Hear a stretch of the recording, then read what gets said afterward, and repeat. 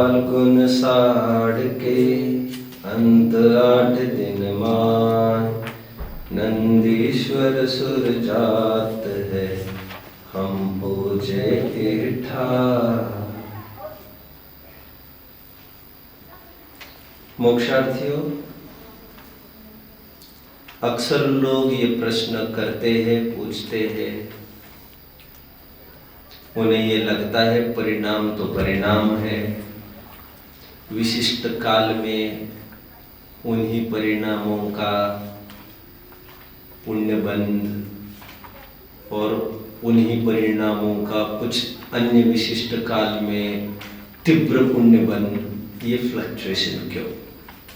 कुछ लोग ये पूछते हैं, फॉर एग्जाम्पल, यदि हम अब्रह्म अभक्ष्य का सेवन करें आम दिनों में, तो उससे जितना पाप बंद होता है उसकी अपेक्षा से और भी तीव्र पाप बंद धर्म पर्वों के समय में वे ही अभक्ष्य और अब्रह्म का सेवन करने पर कैसे होता है। हालांकि काफी चर्चा में पर्व के प्रकरण में कर चुका हूं। तो देखो, ये एक देश सत्य कथन है कि परिणाम तो परिणाम है। इसे बाह्य द्रव्यों से, बाह्य क्षेत्र से और बाह्य काल से कोई वास्ता नहीं है।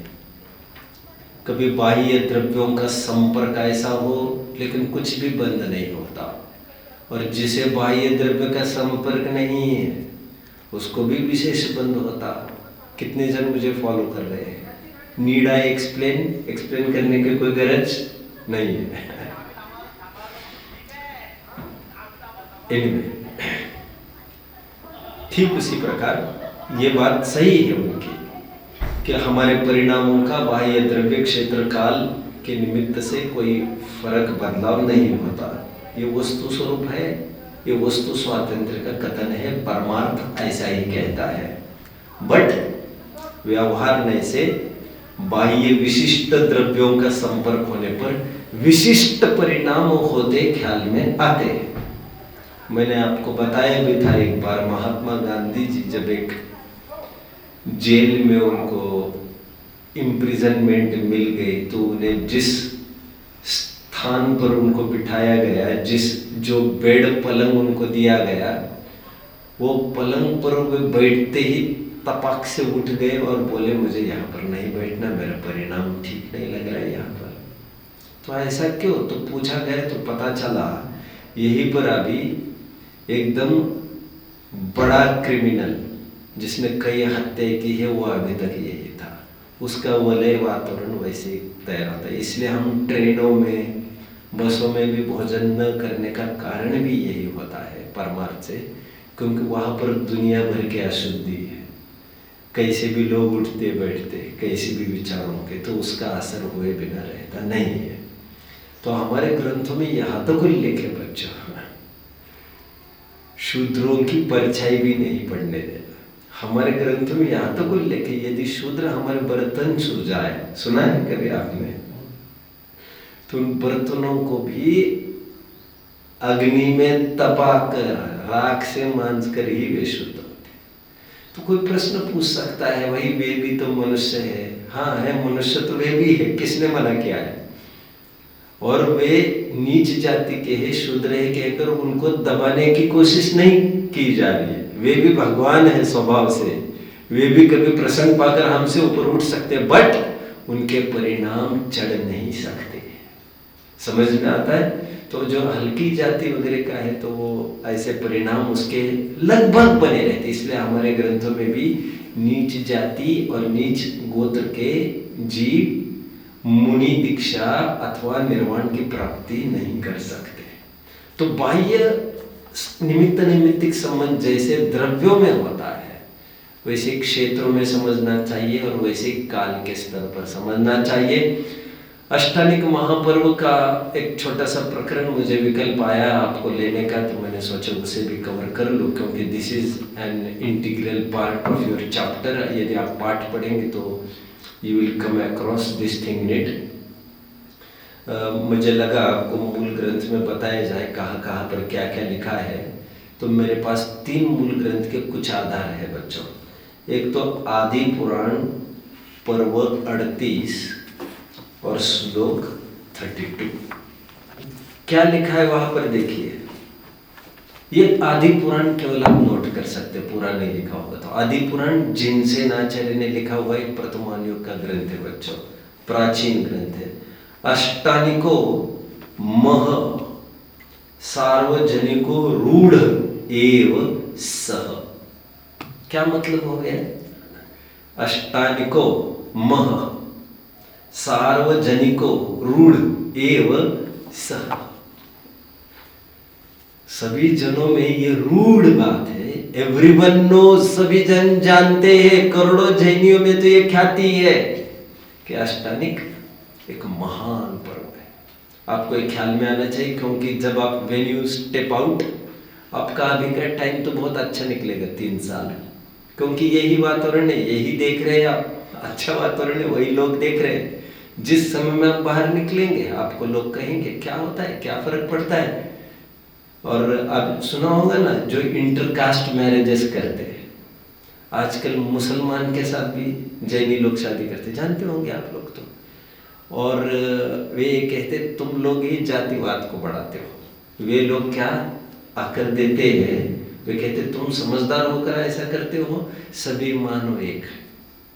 और इस आड़ में कुप्रथाओं को बढ़ावा देते रहते हैं, जैसे इंटरकास्ट मैरिजेस। क्या आपत्ति इंटरकास्ट मैरिजेस में? अरे उनका कल्चर अलग, उनका थिंकिंग अलग। और how long will you exist, कब तक ये चलता रहेगा ये टकराव? समान रुचि के, समान लक्ष्य पक्ष के। अब 4 दिन आप पहले किसी एक मुस्लिम के साथ रहकर देखो, 10 दिन किसी एक ईसाई के साथ रहकर देखो, रहकर तो देखो। आज तो नाक बहुत सिकुड़ रहे तुम, और तब हमें ये सिखा रहे हो तुम कि उससे क्या फर्क पड़ता है। एक मनुष्य जाई, एक ही मनुष्य जाति है, एक मनुष्य जाति है। ये बात तद्दन सत्य होने पर भी, ये बात भी उतनी ही सत्य है, क्लास के हिसाब से विचारधारा प्रभावित हुए बिना रहती नहीं है। समझ में आता है बच्चों? तो ऐसी बहुत सारी बातें, इसलिए हमारे यहाँ परंपरा है, टोडरमल जी ने भी लिखा है, विवाह आदि के संबंध में कुलापेक्षा का जरूर विचार करना। मतलब हमारे माँ बाप जो कहते हैं उसके अनुसार ही करना, ज्यादा डेढ़ आकर उसमें नहीं लगाना विवाह आदि परंपरा में। But when it comes to dharma, जब धर्म की बात आएगी उसमें बाप दादाओं की बात नहीं होती, उसमें तो आपको परीक्षण करना चाहिए। ऐसा टोडरमल जी लिख रहे हैं। लेकिन टोडरमल जी जो इतने परीक्षा प्रधानी है, वो ये कह रहे मेरे पिता यहाँ वहां माथा टेकते इसलिए मैं टेकता रहूंगा, ऐसा नहीं होगा। इतना कहने वाले टोडरमल जी भी कहते, लेकिन विवाह आदि परंपरा में उनके साथ बहस नहीं करना। जितनी उनकी आंखें उतना दिमाग, उनका दिल चुस्त हुआ है, इतने अनुभवों के सहन करते हुए उतना भी तुम्हारा परिपक्व नहीं हुआ है। एनीवे, मैं तो आपको ये कहना चाहता हूँ, तो इसका भी अपना अपना असर होता है। तो मैंने कहा कि बाहर आप निकलेंगे तो लोग आपको कहते पाए जाएंगे, तब आपको भी लगेगा क्या होता है, पाप तो पाप होता है, अष्टमी 14 को वही पाप करने से क्या होता है। आप लोग कितने जन ऐसे जो घर पर अष्टमी 14 में पर्व के रूप में मानते हैं? कोई है यहाँ पर? नहीं मानते। अरे हिंदू लोग भी एकादश हो संकष्टी चतुर्थी आदि मानते रहते, जानते हैं कि नहीं आप? हिंदू की परंपरा, और हम मान रहे, और हम जैनियों में अनादि निधन पर्व कहे हैं, उसका आप कुछ महत्व नहीं दे रहे। आज तो उनके पर्व मानते आ रहे धड़ल्ले से, आंख मीच कर। और जब हमने अष्टमी 14 की बात की तो तुम कह रहे परिणाम तो परिणाम है, इसके तिथि से क्या फर्क पड़ता है। तो आपको पता होना चाहिए हमारे ग्रंथों में क्या क्या हवाले, रेफरेंसेस आए हैं इसके महत्ता के। आदि पुराण में ये कहा, ये सभी जनों में ख्याति अष्टमी का ये महान पर्व है। 2 धवला पुस्तक एक बच्चों, पेज 29। आप इतना नहीं लिख पाओ तो धवला लिख लीजिए केवल। जिन महिम सबद्ध कालोपि मंगलम यथा नंदीश्वर दिवस आदि। मंगल काल में किसका वर्णन कर रहे हैं? नंदीश्वर दिवस आदि कहकर अष्टानिक पर्व की तरफ संकेत किया जा रहा है। धवल कब लिखा गया ग्रंथ है बच्चों? 1000 वर्ष पहले सतखंडागम ग्रंथ की लिखी हुई है टीका है। 1200 वर्ष हो गए। आधार 3 तिलोय पंडिती, अधिकार 1 गाथा 26। इतना याद करने की कोई जरूरत नहीं है आपको। तिलोय पंडिती नाम का ग्रंथ है, अति प्राचीन ग्रंथ है। ये भी प्राकृत का ग्रंथ है और लगभग 2100 वर्ष पहले का यति ऋषभ सेन द्वारा लिखा हुआ यह ग्रंथ है। देखो उस ग्रंथ की पंक्ति में पढ़ता हूं। जिन महिमा संबंध नदीसर दीव बहु दीवो, यहां पर भी नंदीश्वर की महिमा का उल्लेख तिलोय पंडिती में आया है। उसके अलावा और एक बात कह दूं मैं आपको, मूल आचार्य एक बार पढ़ रहा था, उसके दरमियान मुझे एक बात आई पढ़ते हुए। मुनिराज विशिष्ट प्रसंगों में स्वाध्याय छोड़ देते। वो कौन सा टाइम है जब वे स्वाध्याय नहीं करते? एक तो राजद्रोह हो जाए, कोई पॉलिटिकल क्राइसिस आ जाए, समझ रहे बच्चों, कोई कंफ्लिक्ट हो जाए नेबरिंग कंट्रीज के साथ, शत्रुता, कोई अटैक हो जाए, राजद्रोह। अथवा ये कह सकते हैं जब अन्यायी राजा के खिलाफ बगावत कर उठे समाज, तो ऐसे टाइम में स्वाध्याय छोड़ देते हैं।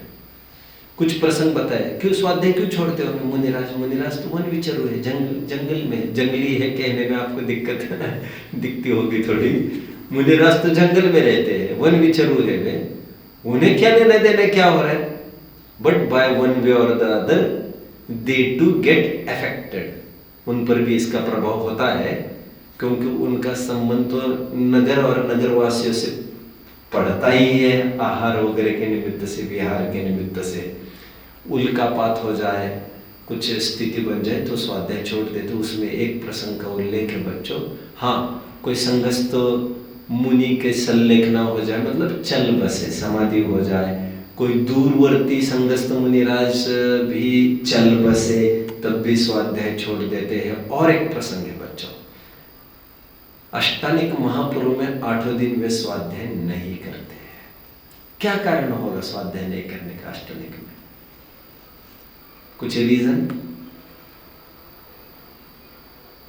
कुछ ख्याल में है आपके? क्योंकि स्वाध्याय से ऊपर का काम इस समय में करने की प्रेरणा उनको दी जाती है। स्वाध्याय एक बहिर्लक्ष्य परिणाम वाला अनुष्ठान है।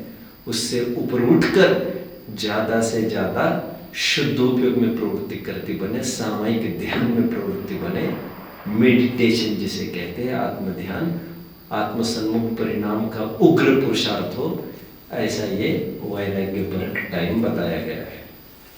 अब आज मुझे विशेष चर्चा करनी है इस पाठ के साथ अथवा इस पर्व के साथ, इस प्रसंग के साथ जुड़े हुए कुछ मिथ्स है, कुछ डिल्यूजन्स है। मिथ समझते हो? मिथ बच्चों, कुछ भ्रांतियां। डिल्यूजन समझते हो? डिल्यूजन, DELUSION, डिल्यूजन नहीं, मिसकंसेप्शन, मिसअंडरस्टैंडिंग्स, गलत धारणाएं इस पर्व संबंधी है। हम उसका भी निराकरण करते हैं आज। और लगभग ये हर प्रसंग में होता है। आपको ख्याल में होगा, अभी हमने भगवान पार्श्वनाथ पाठ देखा था, उसमें क्या क्या मिथ्स देखे बच्चों, हमने क्या क्या डिल्यूजन्स देखे, कोई बताएगा? उसमें भी कुछ देख रहे थे। वहां पर तो एक ही गिनाया था, और भी गिना सकते हैं आप। मिथ्स मैंने ये कहा था, लोगों की ये भ्रांति है, धरणेन्द्र पद्मावती ना होते तो इनकी रक्षा कौन करता। जबकि मैंने निषेध किया था धरणेन्द्र और पद्मावती का तो कोई संबंध ही नहीं, आपस में बात उसकी छोड़ दीजिए एक तरफ। धरणेन्द्र और देवी ने रक्षा की कहकर उन्हीं को पहले पूज्यता के स्थान पर रखते हैं। ये मिथ, ये गलत धारणा है लोगों की, क्योंकि यह उनका एक विकल्प था बचाने का, समझ रहे हैं? वो विकल्प नहीं भी पूर्ति करते उस विकल्प की, तब भी उन्हें कोई बहुत असर नहीं होने वाला था, बहुत नहीं, कुछ भी नहीं। तो लोगों की धारणा है ये। ऐसी भी लोगों की धारणा है पार्श्वनाथ भगवान बने हैं तो कुछ न कुछ फण उनके सिर पर चाहिए ही चाहिए। जबकि हमारे ग्रंथ कहते हैं, सदा सुखदास जी साफ साफ इस बात को लिखते हैं रत्नकरण शावकाचार्य की वचनिका में कि पार्श्वनाथ भगवान और उनके सिर पर सर्प का फण हो नहीं सकता, कह रही है। क्यों नहीं हो सकता ऐसा? क्योंकि केवल ज्ञान होते ही उपसर्गों के अभाव का नियम है।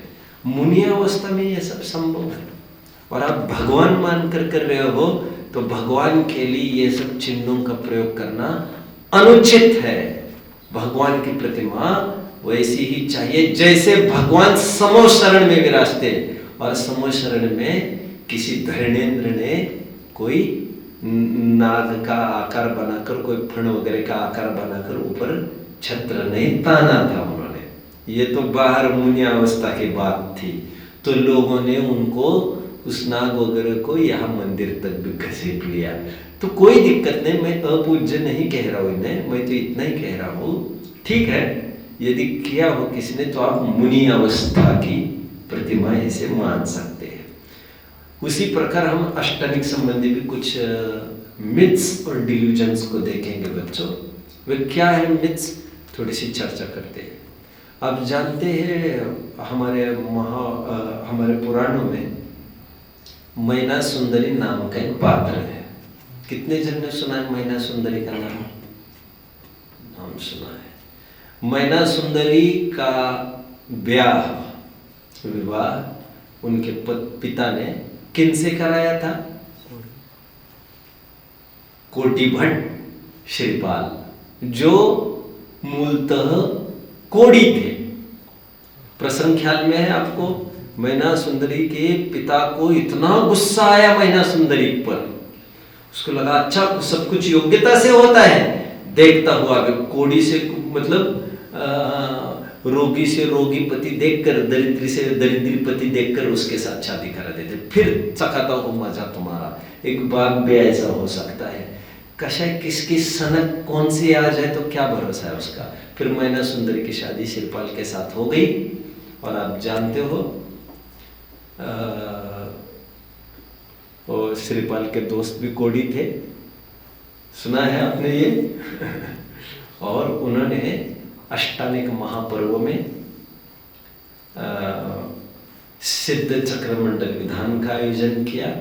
8 दिन तक सिद्धों की भक्ति में अपना समय यापन किया, और 8 दिन के बाद उन्होंने देखा कि कोढ़ का निवारण हो चुका था। अभी मिथ क्या है इसमें गलत धारणा लोगों की जुड़ गई है कि अष्टानिक महापर्व में सिद्ध चक्रमंडल विधान करना चाहिए एक, और सिद्ध चक्रमंडल विधान करने से आई हुई आपत्तियों का निवारण होता है। दो मिथ्स जुड़ गए। जबकि अच्छा काम करने के लिए सिद्ध चक्रमंडल विधान तो कभी भी कर सकते, इसमें क्या बात है। और सिद्ध चक्रमंडल विधान परिणामों की विशुद्धि के लिए किया जाता है, और परिणामों की विशुद्धि से संचित पाप का अपने आप अपकर्षण होता है, खत्म भी होता है, और पुण्य संचय होकर पुण्य का उदय होता है। इसमें क्या शक है? बट उसी की लिप्सा से मुझे बाह्य सामग्री मिलेगी, एक केवल विषयों की लिप्सा से अब भगवान के पास जाते हो तो ये तो बिजनेस हो गई, ये तो सौदेबाजी हो गई। क्योंकि जरूर आपको उस दिन नाराजगी होगी जिस दिन आपके हाथ में कुछ लगेगा नहीं, ठेंगा लगेगा, और आपको लगेगा 8 दिन के 8 दिन निपट गए, धंधा का धंधा गया, और यहाँ पर लॉस का लॉस, और तो भगवान के नाम पर आपको और गालियाँ ही देनी है। तो ये कुछ मिथ्स जुड़े हैं, तो ये धारणा आपको निकलनी चाहिए। मैं इसके लिए पहले आपको ये बताना चाहता हूँ सिद्ध चक्रमंडल विधान क्या है, जो आपके भाग में भी थोड़ी सी बात आई है, इसलिए मुझे भी बताना जरूरी है। वैसे सिद्ध चक्र मंडल विधान जो आज किया जाता है वो 125 साल पहले हुए संतलाल कवि उनके द्वारा रचित है बच्चों ये, और उन्हीं का विधान सब जगह कराया जाता है, उन्हीं के द्वारा रचित। तो उसमें ट्रेंड क्या है मैं आपको बताता हूँ। पहले दिन 8 पूजन की जाती है, 8 अर्घ्य दिए जाते हैं। दूसरे दिन 16 अर्घ्य, सिद्धों का इसमें पूरा वर्णन है, सिद्धों की ही पूज्यता है इसमें। सिद्ध चक्र, चक्र मतलब बच्चों, चक्र मतलब, चक्र किसे कहते हैं? चक्र मतलब होता है समूह, समूह। क्या? सिद्ध चक्र मतलब सिद्धों का समूह। कल भी मैं बात कर रहा था ना, 45 लाख योजन की 5 चीजें मैं कर रहा था। कौन से पार्ट में कर रहा था मैं? लोक के पार्ट में, 3 लोक में। तो मैं 5 पैतालों की बात कर रहा था। तो 45 लाख योजन में एक मनुष्य क्षेत्र बताया था, एक सिद्धशिला बताई थी, और एक सिद्ध चक्र। अच्छा, सिद्ध क्षेत्र बोल रहा था कि सिद्ध चक्र नहीं बोला मैं। ओके, सिद्ध चक्र बोल सकते थे वहां पर। तो सिद्ध चक्र मतलब सिद्धों का समूह बच्चों, ठीक है। चलिए, अभी कहाँ तक आकर खड़े हम? सिद्धों की ही ये पूरी भक्ति होती है सिद्ध चक्र मंडल विधान में। और यही विधान मैना सुंदर ने किया था ऐसा नहीं था, बट उन्होंने किसी बहाने पंच परमेष्टि की कुछ भक्ति वगैरह की होगी, जिसको लेकर सहजता में ऐसा हुआ होगा। पहले दिन कितने बच्चों? 8 अर्घ्य, दूसरे दिन 16 अर्घ्य, तीसरे दिन 32, चौथे दिन 64, 5वें दिन 128, 6वें दिन कुछ गलत हो रहा है क्या? दुगना दुगना करते जाओ। 6वें दिन कितने आ रहे? 256, फिर 512 और फिर 124। आप देख लीजिए, आपको मिल जाएगा। इस प्रकार 8वें दिन कितने अर्घ्य चढ़ाए जाते हैं? 1024। सिद्ध चक्र मंडल विधान में कभी कोई शामिल हुआ है बच्चों?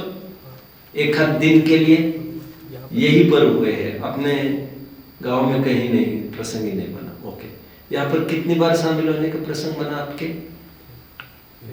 एक बार। आपका? आपके भी एक बार ही हुआ है। ओके, कब हुआ है? पिछले साल। तो पूरा अटेंड किया था आपने ये? हाँ, 5 दिन। अच्छा, 5 दिन का था। तो 5 दिन में सेटल कर लेते हैं, ऐसी कोई बात नहीं हुई 8 दिन में ही चले। तो 8 दिन की जो पूजने हैं, अर्घ्य जो चढ़ने हैं, वो थोड़े ज़्यादा करके कम ड्यूरेशन में भी हो सकता है। कुछ लोग अभी मंगलायतन में सिद्ध चक्र मंडल विधान कर रहे थे, तो 1 महीना करते रहे वे, थोड़े थोड़े अर्घ्य करेंगे रोज, तो ज़्यादा आनंद लेंगे, ऐसा भी होता है। तो ये अर्घ्य क्या क्या किस किस का प्रतीक है थोड़ा मैं बताता हूँ। पहले दिन जो 8 अर्घ्य चढ़ाए जाते हैं, सिद्धों के जो सम्यक वाले 8 गुण बताए गए हैं, पंच परमेष्टि के पाठ में हमने देखा था। 8 कर्मों के अभाव में प्रकट हुए 8 गुण। सम्यक्त्व, सुदर्शन ज्ञान, गुरु लघु अवगान, सूक्ष्म वीरजवान, निराबाद गुण सिद्ध के। तो ये 8 गुणों की वहां पर महिमा की गई है। फिर 16 अर्घ्यों में भी सिद्धों की गुणों की महिमा की गई है। 32 अर्घ्यों के द्वारा भी सिद्धों के गुणों की ही कुछ महिमा की गई है। 64 अर्घ्यों के द्वारा जरूर 64 रिद्धियों को याद किया गया है। जिन वीतरागता रूपी गुणों के बल पर 64 रिद्धियां प्रकट होती है, उन 64 रिद्धियों का वर्णन 64 अर्घ्यों के द्वारा किया गया है। भगवान के 64 रिद्धियां होती है, जानते हैं ना बच्चा? आगे बढ़ता हूं मैं। वैसे भगवान के सच पूछो तो एक ही रिद्धि है केवल ज्ञान की, और उसी में पहले की छोटी छोटी रिद्धियां समाहित हो जाती है। मूल में तो 63 रिद्धियां गणधर के होती है, लेकिन ये रिद्धियां पंच परमेष्टि के, अपन साधु विशेष के होती है ऐसा मानकर चलो, पंच परमेष्टि के मानकर चलो, समझ रहे हैं? किसी के कोई तो किसी के कोई रिद्धि, इस प्रकार। तो 64 रिद्धियों का बखान तीसरे दिन में आता है। चौथे दिन कितने अर्घ्य बताए बच्चों? चौथे दिन कितने? 128। इन 128 में 5वें दिन का है 8, 16, 32। ओके, 64। अच्छा, 5वें दिन के कितने? 108। तो 128 अर्घ्यों में क्या किया जाता है समझ लीजिए। उसमें 20 गुण तो वैसे ही लिए जाते हैं जनरल, और 108 अर्घ्य सावध्य योग विरति के लिए जाते हैं। मतलब सावध्य का 108 कोटि से त्याग करने की भावना भाई जाती है। 108 कोटि क्या क्या है बच्चों? मन वचन काय। आप आलोचना पाठ खोलिए जल्दी, सभी जन जल्दी आलोचना पाठ पढ़ते हैं ना आप लोग? सुनिए जिन अरज हमारी, उसकी एक लाइन पढ़ के दिखाइए मुझे जल्दी। क्रोधादि चतुष्टय धन के 108 जो इन भेद, उससे पहले की लाइन समरंभ समारंभ आरंभ मन वचतन कीने प्रारंभ कृत कारित मोदन करके क्रोधादि चतुष्टय धर के। लाइन कितने जन को मिल रही है बच्चों? ये क्या कहा जा रहा है यहाँ पर? मन वचन काय, कृत कारित अनुमोदन, समरम समारंभ आरंभ, मन वचन काय, इनका मल्टीपल करिए एक दूसरों के साथ तो कितना आता है? 108। तो 108 कोटि से इन आरंभों का त्याग, इन 5 पापों के त्याग की भावना 128 अर्घ्यों के अंतर्गत 108 अर्घ्य इसके दिए जाते हैं। 20 गुण ऊपरी जोड़ दिए जाते हैं। 6वें दिन कितने अर्घ्य चढ़ेंगे बच्चों? 256, राइट? 256 अर्घ्य में बच्चों 148 अर्घ्य कर्मों के नाश के दिए जाते हैं। फिर ऊपरी अर्घ सिद्धों के कुछ जनरल गुणों की चर्चा की जाती है। ये 148 इसमें आ जाते हैं। फिर 7वां दिन आएगा ना अभी कि 7वां, कितने अर्घ चढ़ेंगे? 512 अर्घ। और अंतिम दिन 1012 अर्घ्यों में बच्चों 1008 भगवान के अलग अलग नाम बताए वहां पर। इसे कहते सहस्त्र नाम।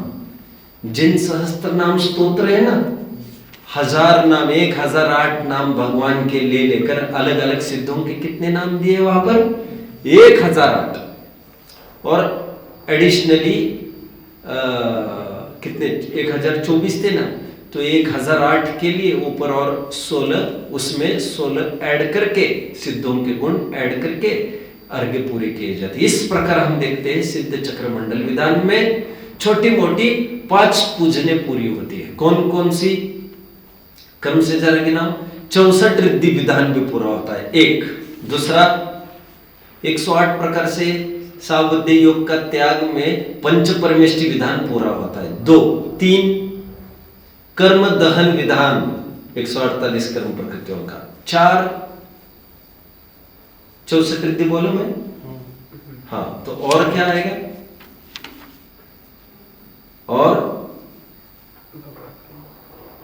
सहस्त्र नाम विधान, जिन सहस्त्र नाम विधान ये, और सिद्ध चक्र विधान मूल में तो ये है ही। इस प्रकार एक विधान के माध्यम से 5 विधान हमारे पूर्ण हो जाते हैं इसमें। अच्छा, आपका क्या ख्याल है बच्चों? मैं इसमें सुनना चाहूंगा आपसे। सिद्ध चक्र मंडल विधान करने से कोढ़ का अभाव होता है, प्रतिकूलताओं का अभाव होता है, गरीबी रोग नष्ट होते हैं, ऐसे मानने में क्या होता है बच्चों बताइए? ऐसा मान्यता करने से क्या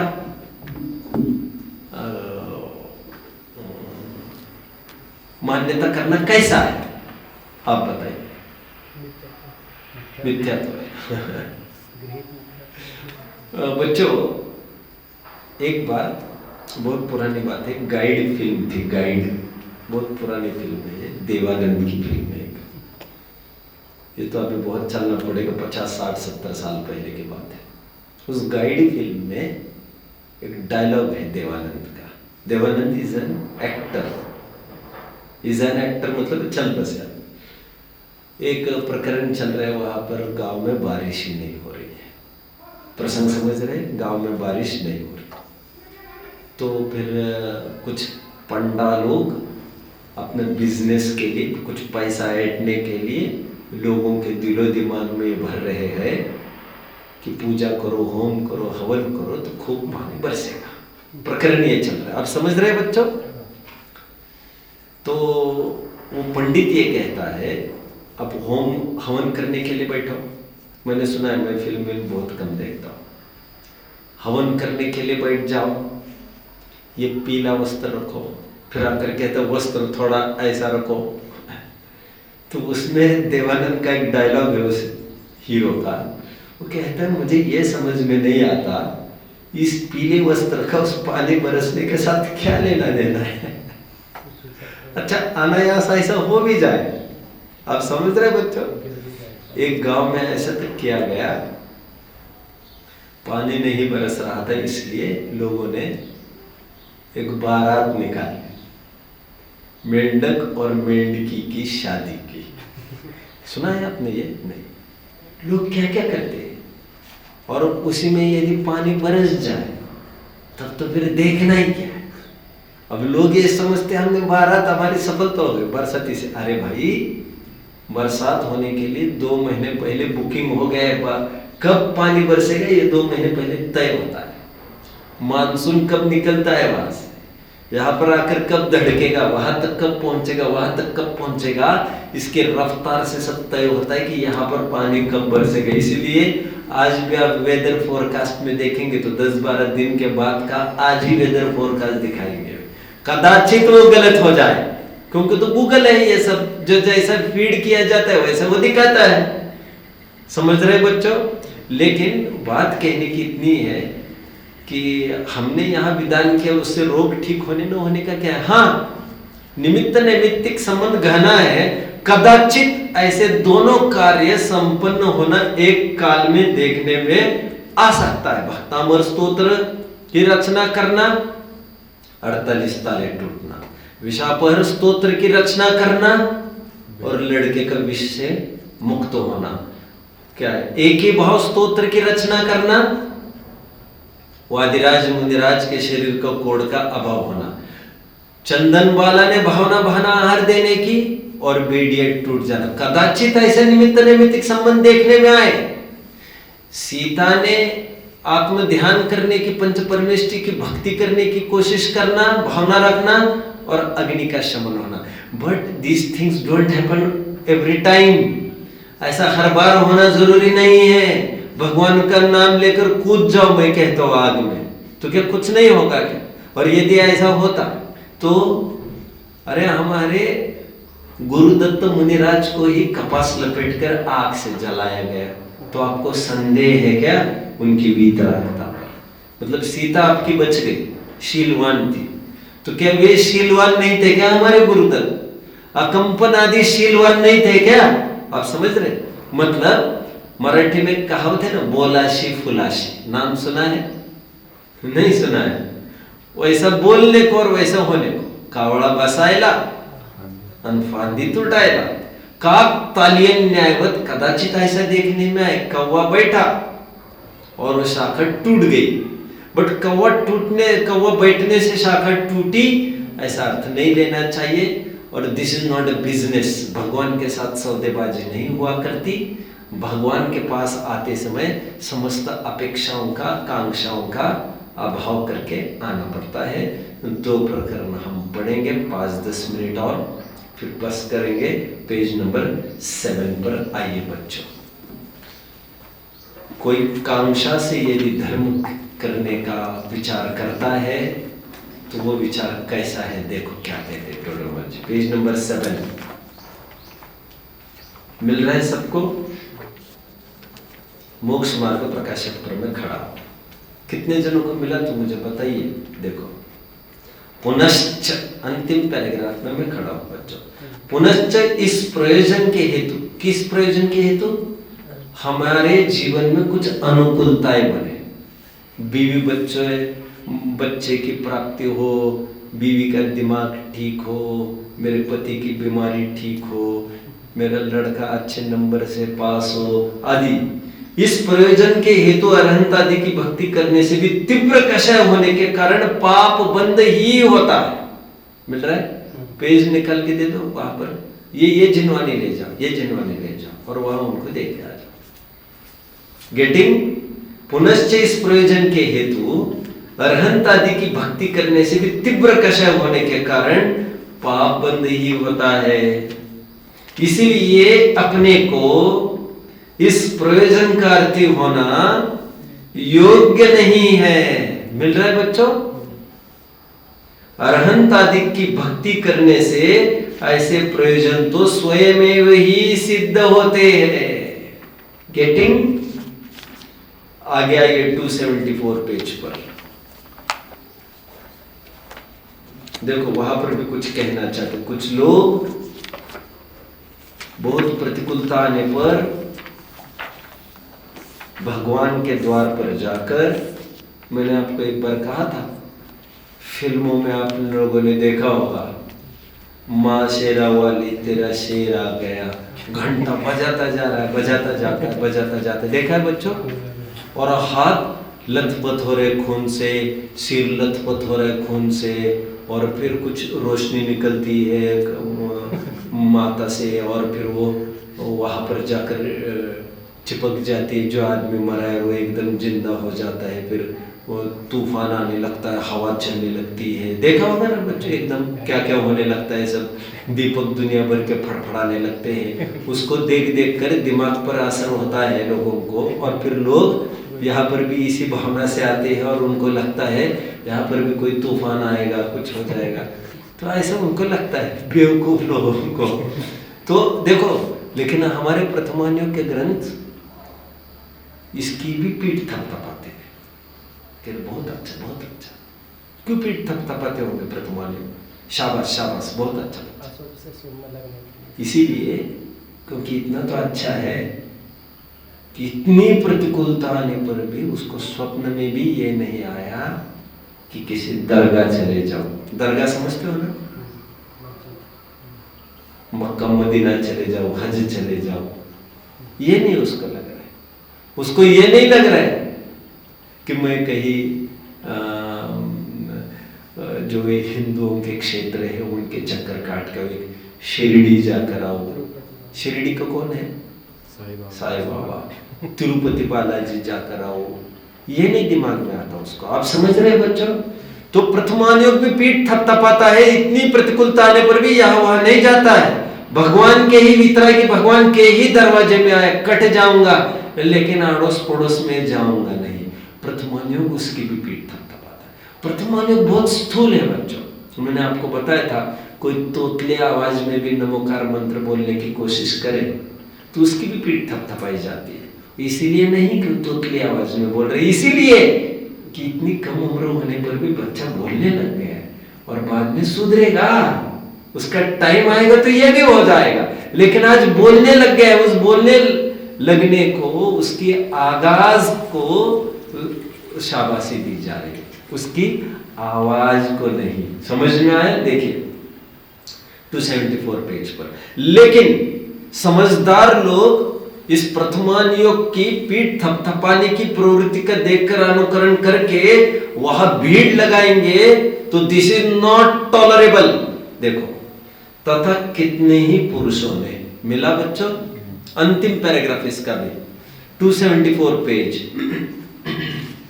तथा कितने ही पुरुषों ने पुत्रादिक की प्राप्ति के अर्थ अथवा रोग कष्ट आदि दूर करने के अर्थ चैत्यालय पूजन आदि कार्य किए, स्तोत्र आदि किए, नमस्कार मंत्र स्मरण किया, परंतु ऐसा करने से तो निकांक्षित गुण का अभाव होता है। मतलब कुछ मांगा ना तुमने, भीख मांगी तो निकांक्षित अंग का लोप हो गया। निकांक्षित मतलब कांक्षा नहीं होना, सम्यक दर्शन का एक अंग है। निदान बंद नामक आर्त ध्यान होता है। पाप ही का प्रयोजन अंतर में, इसलिए पाप ही का बंद होता है। परंतु मोहित होकर भी बहुत पाप बंद का कारण कुदेवादिक का तो पूजन आदि नहीं किया। इतना उसका गुण ग्रहण करके उसकी प्रशंसा करते, इस छल से औरों को लौकिक कार्यों के अर्थ धर्म साधन करना युक्त नहीं है, इस प्रकार अन्यत्र जानना। कितने जन समझ रहे हैं बच्चों? किसी को कोई डाउट होगा तो पूछ सकते हैं, अदरवाइज मेरा ये पाठ पूरा हो चुका है। ठीक है।